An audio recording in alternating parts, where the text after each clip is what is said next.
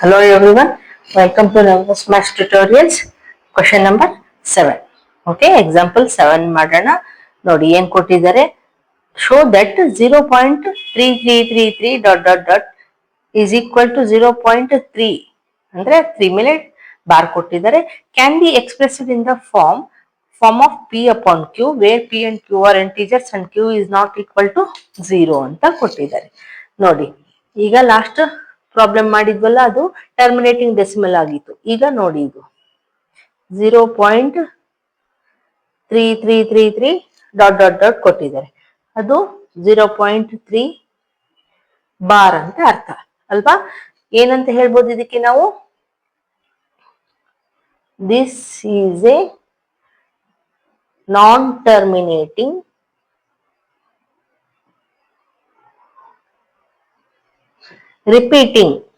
Repeat ಆಗ್ತಾ ಇದೆ ಅಲ್ವಾ? ಸೊ ರಿಪೀಟಿಂಗ್ ಡೆಸಿಮಲ್ ಅಂತ ಹೇಳ್ಬೋದು ಅಲ್ವಾ? ಇಲ್ಲಿ ರಿಪೀಟ್ ಆಗ್ತಾ ಇದೆ. ಈ ರೀತಿ ಇರೋದನ್ನ ನಾವು ಯಾವ ರೀತಿ ರೇಷನಲ್ ನಂಬರ್ ಆಗಿ ಕನ್ವರ್ಟ್ ಮಾಡ್ಬೋದು ನೋಡೋಣ. ನೋಡಿ, ಫಸ್ಟ್ ನಾವು ಲೆಟ್ ಮಾಡ್ಕೋಬೇಕು. Let X is equals to 0.3 bar. Bar ಯಾಕೆ ಹಾಕಿದ್ವಿ? 3 ರಿಪೀಟ್ ಆಗ್ತಾ ಇದೆ ಅಂತ ಬಾರ್ ಹಾಕಿದ್ವಿ ಅಲ್ವಾ? ಈಗ ನೋಡಿ ಇದನ್ನು ನೋಡಿ, x is equals to 0.3 bar ಹಾಕಿದೀವಲ್ಲ. ಬಾರ್ ತೆಗೆದ್ರೆ ಏನಂತ ಬರಿಬಹುದು ನಾವು? ಈ ರೀತಿ ಬರಿಬಹುದು, ಡಾಟ್ ಡಾಟ್ ಡಾಟ್ ಅಲ್ವಾ? ಎರಡೂ ಸೇಮ್. ಈಗ ನಾವು ಇದನ್ನ ಈಕ್ವೇಶನ್ ನಂಬರ್ 1 ಅಂತ ಇಟ್ಕೊಳ್ಳೋಣ.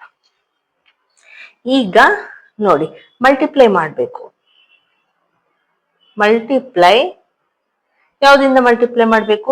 ನೋಡಿ, ಈ ಪಾಯಿಂಟ್ ಇರೋದನ್ನ ನಾವು ಈ ಕಡೆ ಸರಿಸ್ಬೇಕು. ಅಂದ್ರೆ ರೈಟ್ ಕಡೆಗೆ ಕಳ್ಸಿದ್ರೆ ನಮ್ಗೆ ಈಸಿ ಆಗುತ್ತೆ ಸಬ್ಟ್ರಾಕ್ಟ್ ಮಾಡೋದಕ್ಕೆ, ಮುಂದೆ ಸಾಲ್ವ್ ಮಾಡೋದಕ್ಕೆ. ಸೊ ಇದನ್ನ ಇಲ್ಲಿ ಕಳ್ಸ್ಬೇಕಂದ್ರೆ ಏನ್ ಮಾಡ್ಬೇಕು? ಮಲ್ಟಿಪ್ಲೈ ಬೈ 10 ಮಾಡ್ಬೇಕು. 1 ಡಿಜಿಟ್, ಯಾಕಂದ್ರೆ 1 ಡಿಜಿಟ್ ಮಾತ್ರ ರಿಪೀಟ್ ಆಗಿದೆ ಇಲ್ಲಿ ಅಲ್ವಾ?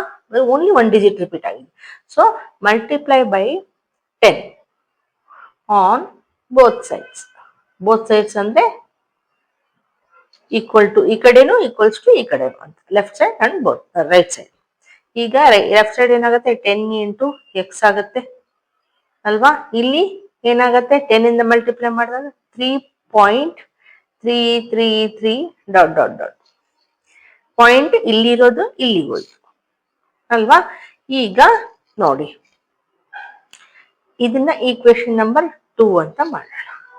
ಓಕೆ, ಈಗ ಸಬ್ಟ್ರಾಕ್ಟ್ ಮಾಡಬೇಕು. Subtract equation number 2 minus equation number 1. Okay, ಈಗ ಈಕ್ವೇಶನ್ ನಂಬರ್ 2 ಏನಿದೆ? 10x ಇದೆ, ಮೈನಸ್ ಈಕ್ವೇಶನ್ ನಂಬರ್ 1 ಏನಿದೆ? ಓನ್ಲಿ ಎಕ್ಸ್ ಇದೆ ಅಲ್ವಾ? ಲೆಫ್ಟ್ ಸೈಡ್ ಇದು. ಈ ರೀತಿ ಕೂಡ ಹಾಕೋಬಹುದು ಆಯ್ತಾ?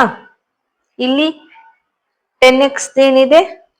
3.33333 ಡಾಟ್ ಡಾಟ್ ಡಾಟ್ ಹಂಗೆ ಕಂಟಿನ್ಯೂ ಇದೆ. ಎಕ್ಸ್ ಏನಿದೆ? X equal to 0.3333 dot dot dot ಅಲ್ವಾ? ಸೊ ಈಗ ಮೈನಸ್ ಮಾಡೋಣ.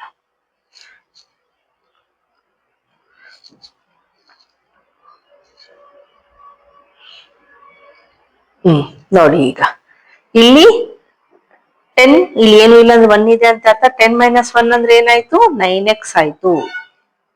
ಇಸ್ ಈಕ್ವಲ್ಸ್ ಟು, ಇಲ್ಲಿ ನೋಡಿ, ಇಲ್ಲಿ ಪಾಯಿಂಟ್ ಪಕ್ಕಕ್ಕೆ ಏನಿದೆ? ಓನ್ಲಿ 333. ಇಲ್ಲಿನೂ ಏನಿದೆ? ಪಾಯಿಂಟ್ ಪಕ್ಕಕ್ಕೆ 333.